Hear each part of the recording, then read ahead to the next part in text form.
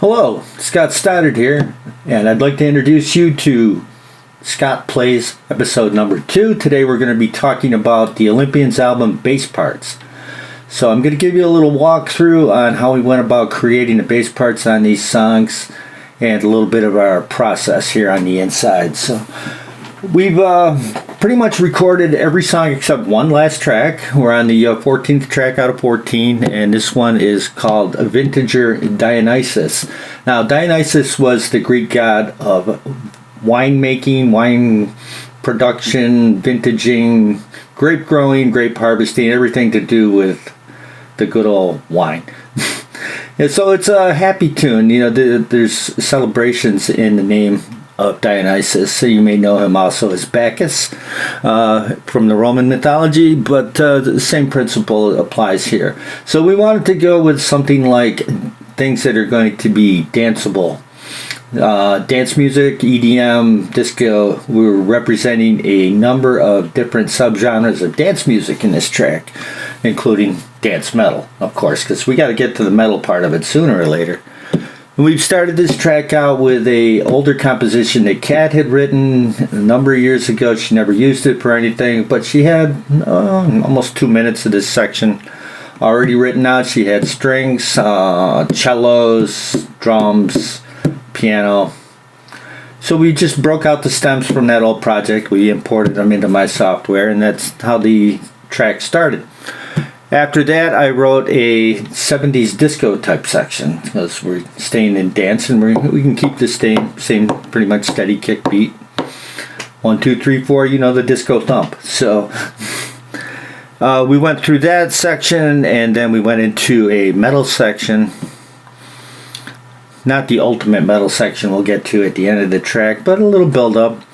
And then for section 4, it was kind of a surprise to me because I don't even remember Kat doing this, but sometimes she surprises me, and she came in and recorded some guitar tracks. The way we go about these songs is usually one procedure, but this track was a little bit of an exception. Usually I'll take a blank track, come in here, I'll open my software up, I'll load up a MIDI instrument, and my software here, it's Studio One by PreSonus, and I have an instrument called Presence, and that has lots of different instruments in it, but the one I use it for most often when I'm writing is the bass. Alright, so I have just drop a typical Fender bass sound on here, and off I go with the bass track. Now, probably years ago when I wrote songs, I would pick up a guitar and just, try to come up with a riff, and then maybe the bass part would come way later or something.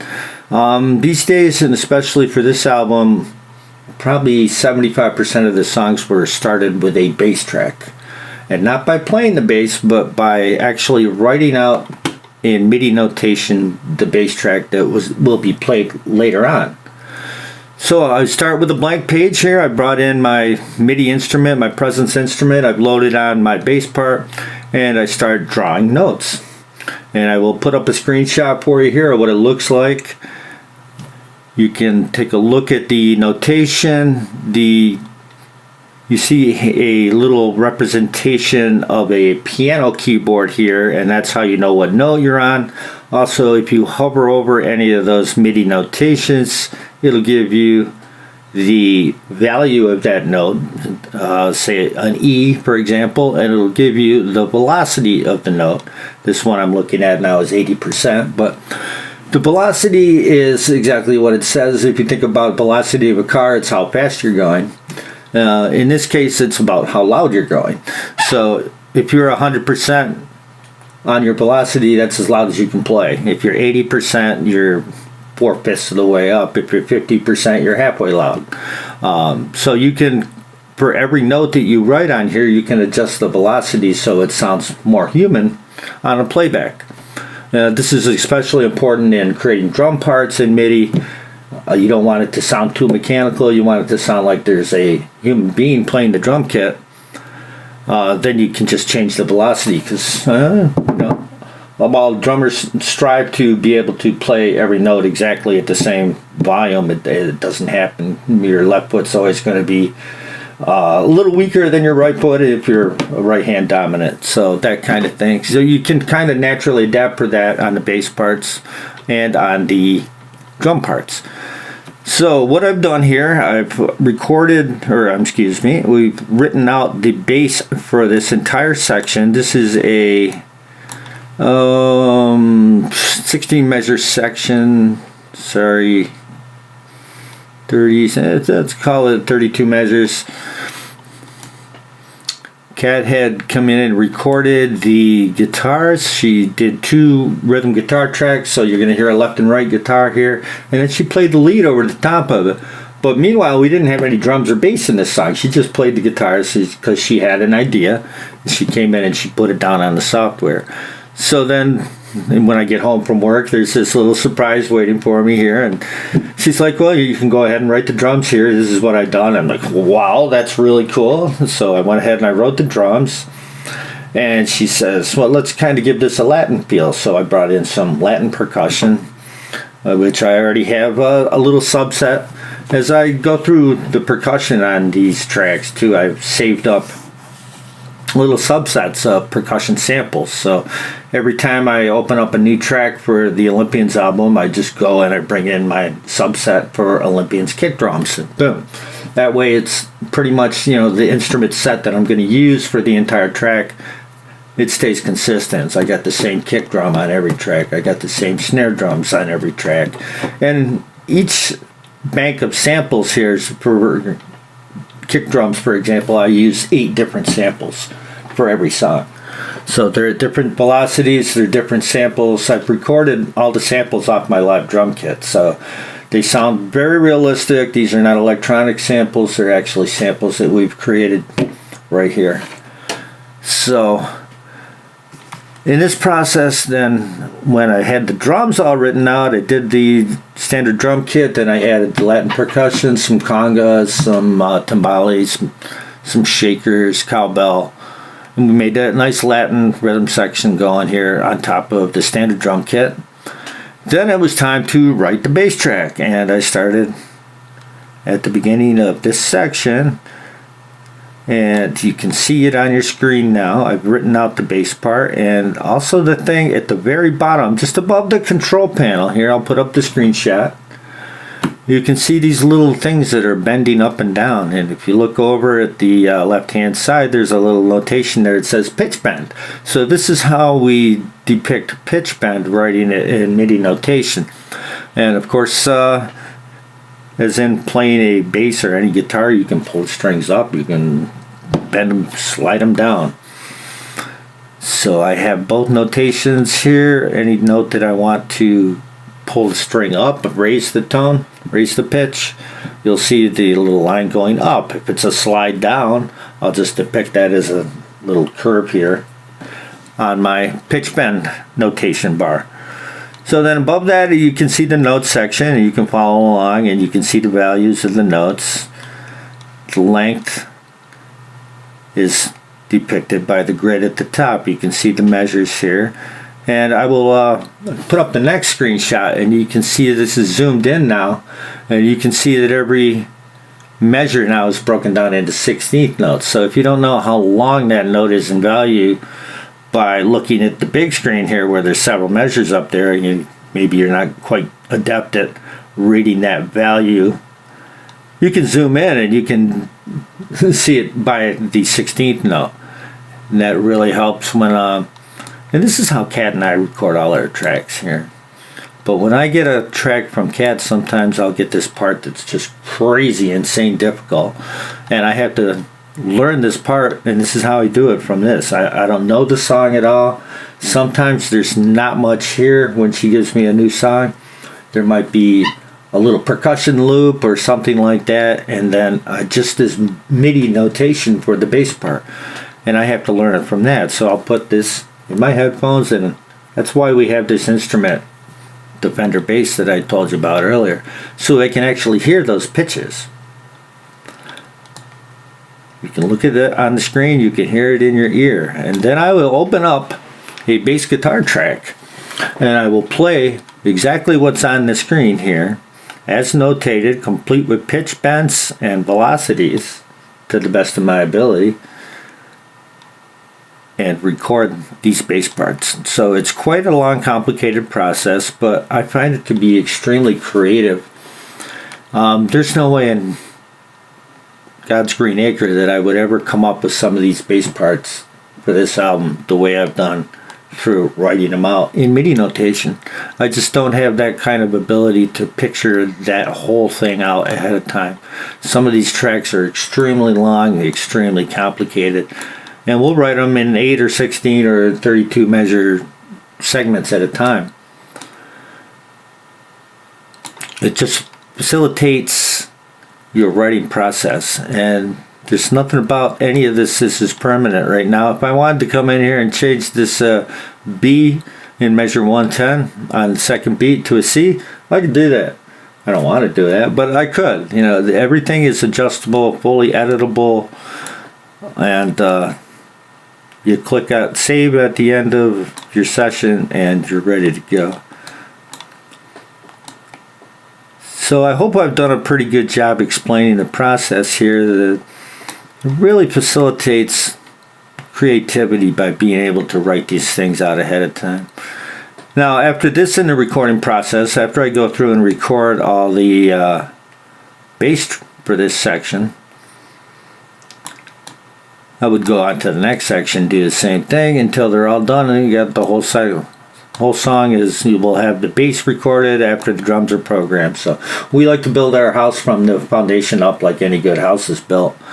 And we start with the rhythm section. So if there's nothing else on this software notation other than a bass, I will put in the drums next, naturally. Then I would like to generally add some keyboard synthesizers, pads, atmospheric type pad synthesizers, lead synthesizers, and get that stuff written out. Then we start writing out melodies for these sections. We have a guitar that's going to come in at some point and play a melody over these songs because, of course, we're very guitar oriented in instrumental music. There's nobody singing anything on this, so we're telling the story through the lead guitar here, and it really sets the mood for every song. But again, we don't just pull that out of our head as we go either. We write out these melodies ahead of time, and a lot of times for this we'll open up a track and just put piano there, for example, and then we can write our melody over the bass part that's already written, and maybe there's some other synthesizer there, or maybe there's piano there, depending on what track. But this is how we go about building our songs. The guitars are the very last thing that's going to be played on these songs. It's always the same. And then the rhythm guitars will go in first, and the very last thing to play is the leads. Those melodies, freeform leads, additional guitar leads, additional guitar parts. A lot of times once we're done recording all the guitars and the leads, we'll go back and review the whole song and say, is there anything else this needs? It's already pretty busy, but there's this blank spot over here where there's just some guitar, rhythm guitar, a little bass, maybe some drums going on, and it could really use some textural guitars. So we'll put a couple little more guitars in there. But so what I want to do next, I took the liberty of creating a little screen capture here of this track playing. And I'm going to sync up the music to it here. So you're just going to see the picture here. You can follow along on the screen with the bass as I've recorded the bass part. This is not the synthesized bass part that's playing. Although it's going to look exactly the same if I've done a good job. It's going to look like that is exactly what I'm playing. So I hope you enjoy this. We're going to put the track on right now. This is at measure 107. This is about the 3 minute and 41 second mark of this track. So we're already 3.5 minutes into this song, and we're still writing this song. We don't know how long it's going to be yet, but this is the last track we're finishing up. Kat's already mixing some of the other songs. Actually, she has static mixes on everything else. We're just finishing up this track. She's writing actually the next section in her Reason software because we're going to do a little ultra modern EDM section that she's really good at writing that stuff, and I don't have a clue. So we're going to bring that in, and then we're going to have a dance metal section, and then we're going to wrap this track up with what we like to call our epic ending, where we bring back some main theme from earlier in the song, only with different musical support underneath it, change all that, and bring it to an epic conclusion. So right now I'm going to play the track for you. You'll get to see this bass part and hear it. This is my Yamaha. This is my Ibanez 5-string bass. I'm playing through acoustic 100-watt bass amp. And then I'm coming out of the amp direct into my recording interface. And the only thing I've added is a compression plug-in. So you're going to get to hear all of that, and we're going to roll it for you right now. I hope you enjoy the bass part. Thank you.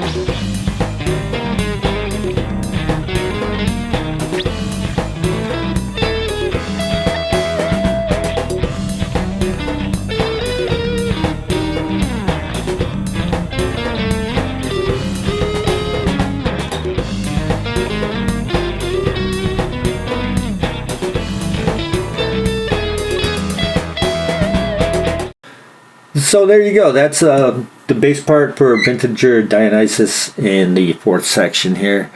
Wanted to give you folks a little overview of what we're doing here for writing these songs. And I don't know if you've ever seen anything like this. A lot of guys just sit down and play stuff, and that's cool. I've written a lot of songs that way, where I would write out, maybe take a piece of paper, you write out your chord progression, and you go through and you play all your guitars, and you throw your bass and drums and all that stuff. And it's just showing you another thing that you can do if you have any kind of software like this, or whatever software you got. You might want to think about doing some MIDI notation to perfect your writing style a little bit. It's really done a lot for me. Kat's taught me a lot about this stuff, and I'm really enjoying this process. I wanted to share it all with you. I want to thank you for joining me today for Scott Plays episode number 2, Olympians bass parts. Appreciate y'all. Don't forget to check out our other video series, Redneck TV with Kat and Scott. That's here on my channel. Also, I'm going to put up a link down here on the bottom for our soap products. Kat and I have a small, all-natural skincare products business, and we sell some really great products. I'll put the website address here on the screen for you, and it'll also be down in the description below. Again, I want to thank you all for joining me. Appreciate you tuning in. Take care, and I hope you enjoyed the Olympians album. It's going to be out to you very shortly. Thanks. Love you all. Take care.